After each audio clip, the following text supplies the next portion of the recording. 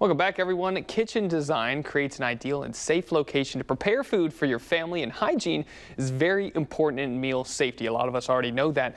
Handling foods and treats for pets also requires hygiene and safe methods to prevent the spread of disease as well. Our pet vet, Dr. David Visser, joins us this morning to discuss safe handling tips for pet food.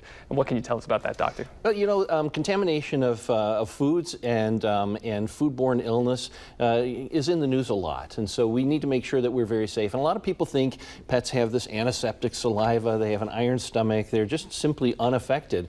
But it is important to realize that they can be affected by contamination as well, and we, in handling foods, can be affected by contamination as well. So safety is an important thing in both directions. Yeah, we hear a lot about salmonella and E. coli. Are there risks like that for our pets? Exactly. So bacteria are not selective in how they affect things. Basically, if you have an element, organic material, and you have contamination and you have time, then you have the chance for these bacteria to multiply. And foodborne illness is a common thing for pets as well. But we want to make sure that we're safe in not getting exposed, but also making sure that our pets are safe in that process as well.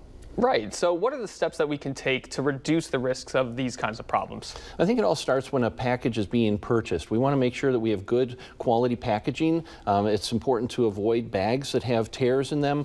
Some of those tears that you see, you might be doing a Samaritan thing by buying that bag, but you don't know if the inner lining is actually pierced or whether there's some issues down beyond where that opening is. But as well, you want to make sure that the cans that you're purchasing don't have dents in them. Sometimes there can be some micropunctures, and that can allow bacteria to get in. The old days of being concerned about botulism and a distended can, those things might be logical, but you need to make sure that even a dent is a sign to not purchase that product. Don't feel bad for the pet food manufacturers. They don't want there to be illness. Yeah. Turn that bag away. It'll get turned in and returned. But buy products that are in good condition. That's the way that things start. All right. So once we do have our pet's food at home, what are some of the steps that we can take to make sure that we're preparing our dog's or cat's meal safely? I think hygiene is one of the most important things to begin with. You know, when we're handling our own foods, we need to make sure that we're washing our hands and making sure we're being very complete and clean.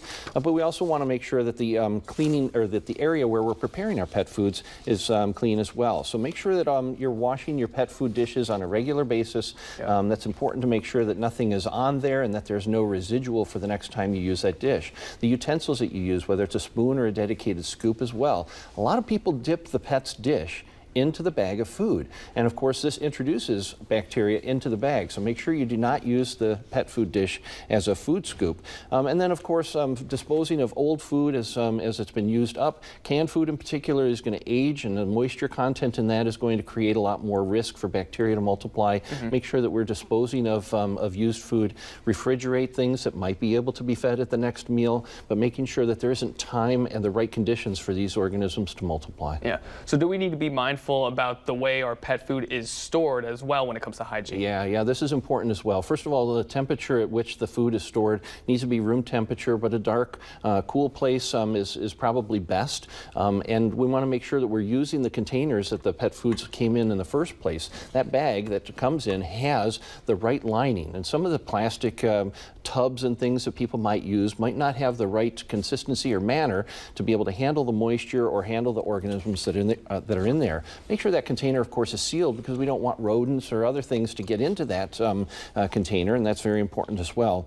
We also want to make sure that we, as we said, refrigerate any of the remaining product to make sure that it doesn't have time to multiply. But I think that it's really important that we are covering all of these areas, because just a slip up and making sure that animals don't get into it or bacteria contamination, these are risks for contamination and foodborne illnesses. The hygiene can't be overstated as well. The countertops that are shared, of course, can allow bacteria to multiply, and that can affect our foods. But as well, our dirty counters can affect the health of pets when we're feeding them. Yeah, so we have done a lot of focusing on what we feed our pets in terms of what has been created for them. I do have to ask this because I have heard a lot about people feeding their pets raw meat. That would never happen with Piper's Springate, by the way. But that's got to be a concern, right? Yeah, so raw foods, of course, have the tendency to have contamination, but I don't want to disqualify the fact that there's a lot of home-cooked recipes or pets that have to have home-cooked recipes. But while that is is less expensive, and while that avoids using preservatives, it has this incumbent responsibility of making sure that we are hygienic in that process as well. So there is a higher risk of contamination when making home-cooked meals, just as in avoiding the commercial prep foods. But there is an advocacy for it. There's a place for it. But whoever is not really into home-cooked meals or doesn't have to do this for their pets, it's easier with commercial foods. But you have to be hygienic in both of these situations. Our pets are really part of our family, but we want to make sure we're not sharing bugs back and forth. I do have one last random question. I have seen people crack raw eggs and then put the shell into their pet's food bowl. Have you seen anything like that? So two things come to my mind. Eggshell is calcium carbonate. It's an okay thing. Blenderized is probably a better way for it to actually be digested, but it needs to be clean. And then about the egg white actually must be cooked because it has an enzyme in it that actually inactivates a necessary B vitamin. And so if there is going to be egg added to food, and you got to talk with your veterinarian about that, if that's even necessary, it's got to be cooked. Okay. Well, I'm glad I asked that one then. Yes. All right. Thanks so much, Dr. Visser. You're welcome. And if you want to contact the pet vet, you can reach him at the Center for Animal Health by calling 888-PETS-VETS. And you can always shoot him an email at michianapetvet@comcast.net.